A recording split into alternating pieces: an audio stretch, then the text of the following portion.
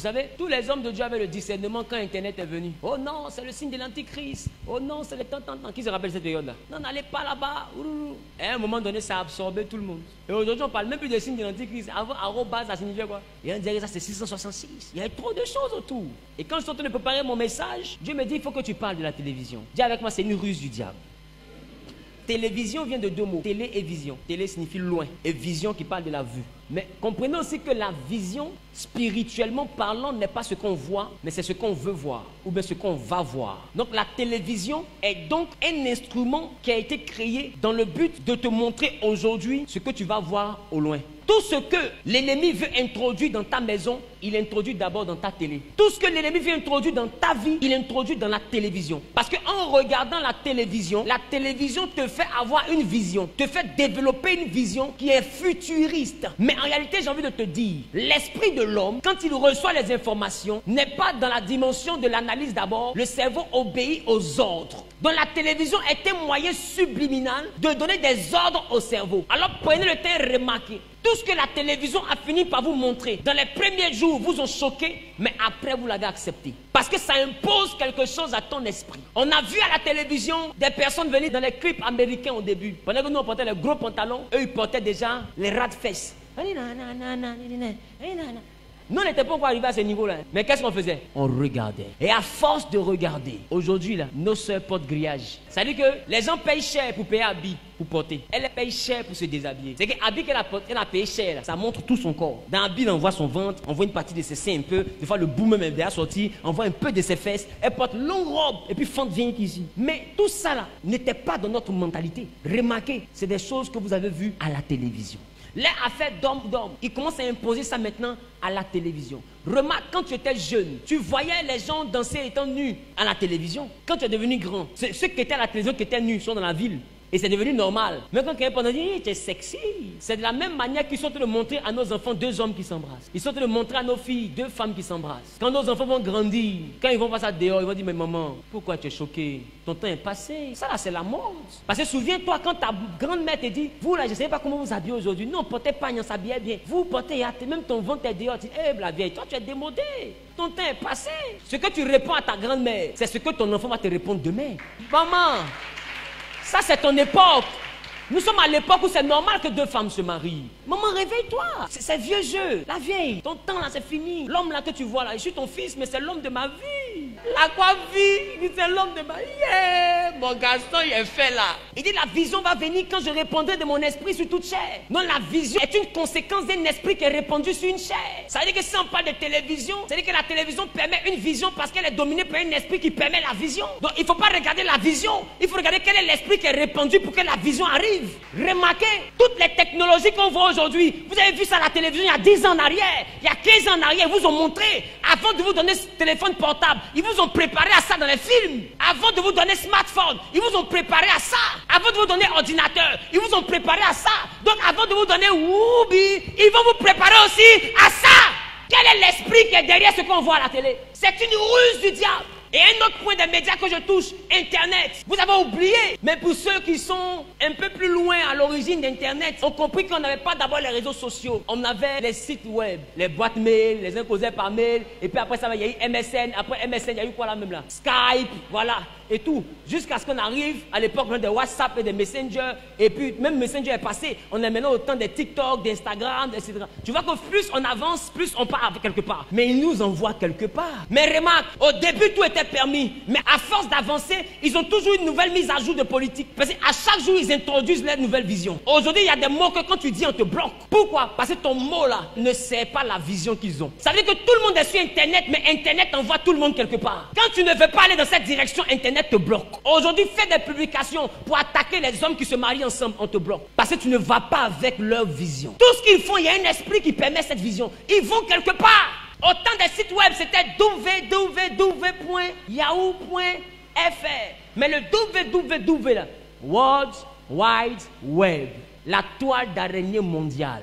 Mais j'ai envie de te dire que la toile d'araignée, à l'origine, n'est pas une bénédiction, mais c'est un piège pour les mouches. Et regarde, quand une mouche est prise dans une toile d'araignée, plus elle se débat, plus elle s'emballe. C'est pourquoi prenez le temps de remarquer, quand vous rentrez dans la fête d'Internet, vous commencez à être emballé par ça. À un moment donné, tu ne peux plus te séparer de ton téléphone. Ton téléphone devient ton centre de vie. Et ils ont envoyé maintenant un téléphone qu'on appelle smartphone. Mais le téléphone est fait pour téléphoner. Mais pourquoi on donne une intelligence à un téléphone? Jusqu'à l'appeler smartphone. Mais l'intelligence est une intelligence artificielle. Donc c'est une intelligence programmée. Dans quel but ils ont programmé cette intelligence dans ton smartphone? Dans le but de t'envoyer à être accro à ça. Aujourd'hui, tout le monde a sa Bible dans son téléphone. Tout le monde vit dans son téléphone. Ton réveil dans le téléphone. Ton agenda dans le téléphone. Pour que toute ta vie soit dans le téléphone. Et quand toute ta vie est dans le téléphone, ils mettent même des vidéos pour te distraire. Non, ils mettent des notifications, des messages, des choses pour t'embrouiller. Même quand tu te réveilles pour aller pisser, tu regardes d'abord ta notification de ton téléphone avant d'aller faire pipi. Tout le monde est emprisonné dans son téléphone.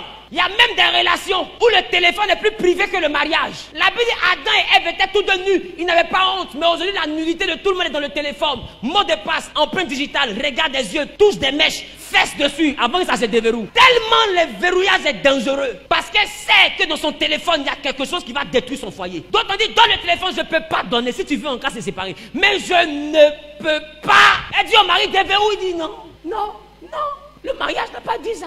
Parce que s'il a déverrouillé, le mariage est fini. Et aujourd'hui, remarque, la lourde vie du péché que tu as n'est pas ailleurs, c'est dans ton téléphone. C'est dans le téléphone que Satan a emprisonné votre vie que vous cachez aux autres. Le temps que tu ne donnes pas à Dieu, tu le donnes à deux choses aujourd'hui, la télévision et Internet. Aujourd'hui, les plus grosses idoles, quand tu n'auras pas notre Dieu devant ma face, les plus grosses idoles de notre siècle sont deux choses, la télé et Internet. Ces idoles ont dépassé Dieu. Les chrétiens disent on aime Dieu mais n'ont jamais aimé Dieu. Ils aiment Internet et ils aiment la télévision. Aujourd'hui, les gens postent sur Internet, Jésus est ma vie, mais en inbox, Satan est mon roi. La vraie face d'une personne n'est pas dans sa photo de profil, c'est dans ses conversations inbox. Tout le monde poste Jésus. Et la chrétienté devient un effet de mode sur Internet. Tout le monde poste des versets bibliques, mais dans le fond, tout le monde réunit ce qui fait la force de la vie chrétienne. Les hommes deviennent de plus en plus cruels, méchants à cause d'Internet. Ils n'ont pas peur de détruire la vie des autres. Là où je te parle, si je te dis qu'il faut faire 4 jours sans ton téléphone, tu vas tomber malade. C'est vrai que tu es là comme ça, et puis ton corps chauffe. Tu es là comme ça, tu as un migraine. Tu es là comme ça.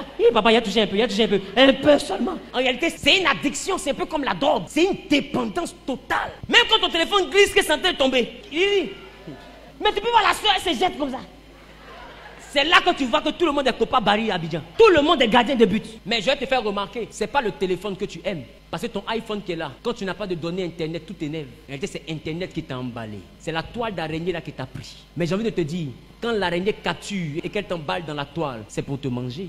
Donc, tous ceux qui sont emballés dans Internet, à quelle sauce ils vont les manger? Est-ce que vous savez que la majeure partie de ceux qui dirigent le monde avec Internet, eux-mêmes ne sont pas dans le réseau? Parce qu'ils connaissent. C'est des algorithmes qui sont créés. C'est des applications qui sont créées dans le but de te rendre accro. Ils savent que c'est une drogue. Ils savent que quand tu rentres dans ça, tu vas plus sortir. Tout ton travail sera dedans. Toute ta vie sera dedans. Tout ton quotidien sera dedans. Eux-mêmes, ils ne font pas ça. Et tu les trouves démodés. Mais ils prennent ça pour se faire de l'argent. Et puis vous êtes emprisonnés à l'intérieur. Non, c'est donc une prison qu'ils ont fabriquée pour les autres. Et c'est une grosse ruse. Aujourd'hui, regardez. Quand c'est des scandales où deux hommes vont aller ensemble, c'est bon. On signale, ça se bloque. Tu parles de ça, on bloque ta page. Mais quand c'est des scandales qui concernent l'église, remarque le nombre de vues. Quand c'est des choses qui concernent l'église, regarde le nombre de vues. Ça grimpe. Quand c'est un scandale de l'église. Mais quand tu viens dire quelque chose de normal, quelque chose de sensé, regarde le nombre de vues.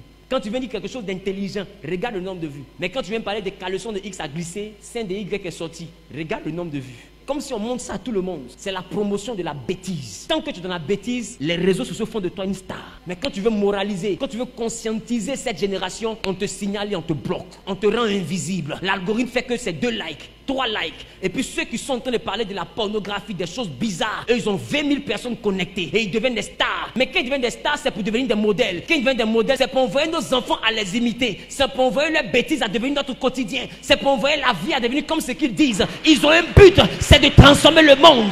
Ils vont quelque part. C'est pourquoi il faut faire attention à ce que tu regardes. La télévision est une vision qui s'impose à toi. Aujourd'hui, même dans le dessin animé, 2 garçons s'embrassent. Un jour, ma fille vient. Hé papa, j'ai vu que dans un film là, il y a une fille là, elle a 2 mamans. Il y a une maman, on appelle son papa. Il dit chérie, c'est 2 démons. 2 démons, répète après moi Destiny. 2 démons, elle dit 2 démons. Papa, un démon c'est quoi? C'est les agents du diable. Elle dit ah, oui. Les 2 que tu vois, tu ne vois pas dans l'esprit. Sinon elles ont 2 cornes, elles sont vilaines. Celles-là, elles vont t'envoyer en enfer. Hé papa, c'est pas bon. Il dit si tu vois ça, éteins la télé. Papa, j'ai compris. Aïe, moi, tu es Satan, hein? Faites, vous allez voir. Tu es Satan. Ma fille, c'est là, c'est le diable. Il veut que si tu regardes ça, ton papa meurt. Tu veux que je meure? Non, papa. Je veux que tu vives et donc ne regarde plus. Au stade où on arrive, effrayons-les. Effrayons les enfants là. Écoute, ils sont plus intelligents que nous. Ils sont smart. Ma dernière, tu lui donnes ton téléphone, en 2 touches, elle déverrouille. Elle est sur YouTube, elle ne sait pas lire, mais elle connaît comment faire des dessins animés. Je la regarde, mais c'est quel esprit les enfants là viennent avec. Des gens comme ça, si on ne leur fait pas peur, ils vont nous faire peur demain. Et on va d'autres dans un monde qui est déjà catastrophique. En plus de ce qui pollue les enfants à la télévision, c'est toi qui peux être mignon à tes enfants. Une petite fille marche, on voit son caleçon à son âge. Boubou! Au moins dans Boubou là, si tu es diminué quand il grandit, ça va devenir jupe normale. Mais elle porte mini. Quand elle veut diminuer la dernière fois, donc tu es en train de dire à ton enfant quand tu auras 25 ans, déshabille-toi. Parce que même toi-même tu portes mini aujourd'hui. Avant tu avais qu'à de porter mini. Tu pouvais porter mini, mais aujourd'hui voilà ta fente. Tu pouvais faire ça, mais aujourd'hui tu le fais et tu es heureuse. Parce que j'ai envie de te dire, ce qu'on permet s'impose à nous. Et les gens nous envoient quelque part. Et c'est rentré dans l'église. À l'église tu vois quelqu'un en pleine adoration. Son téléphone est comme ça, instant adoration. Alléluia. Hey, alléluia. Ils sont comme 140. Alléluia. Oh, lo sokolobo, le calabraque. Pataye. Alléluia. Même dans ton adoration, téléphone est dedans. Non, finalement, Dieu qui te sauve là, il a quelle place qui lui appartient à lui seul? Quelle est la place qui lui appartient à lui seul? Je vous assure, quand tu as la Bible dans ton téléphone, que tu n'as pas la Bible sous forme de livre, tu ne plais pas à Dieu. Même si tu as ça dans ton téléphone, il faut acheter une Bible qui n'a rien à voir avec ton téléphone. Et le jour où tu veux parler à Dieu vraiment, tu prends la Bible de ton téléphone, tu mets ça à côté de ton téléphone. Parce que Dieu, quand il regarde le téléphone, il voit toute l'abomination qui est en train de rentrer dans la terre. Donc quand tu lui montres encore sa parole dans ce téléphone, c'est un peu comme si un papa ne veut pas te voir avec ton ami qui est impoli là. Et puis tu lui montres une photo, il dit ma fille, il y a longtemps, il t'a vu, envoie-moi la photo. Et puis la photo là, c'est une photo où sa camarade a fait cheese. Dis-moi, ton papa il va te féliciter, c'est ça? Insulter, il va t'insulter là. Tu vas comprendre. Parce que tu sais que cette camarade, il ne l'aime pas. Et je vous assure, au stade où nous sommes, le téléphone n'est plus agréable à Dieu. Parce que le téléphone lutte la place de Dieu. Le téléphone m'a pris la place même de la femme et du mari. Le téléphone a fini ça maintenant. Le téléphone prend la place de Dieu. Même les nounous, elles doivent surveiller ton enfant. L'enfant est en train de jouer, il est en train de se blesser, elle est sur le téléphone comme ça. Dis avec moi les ruses.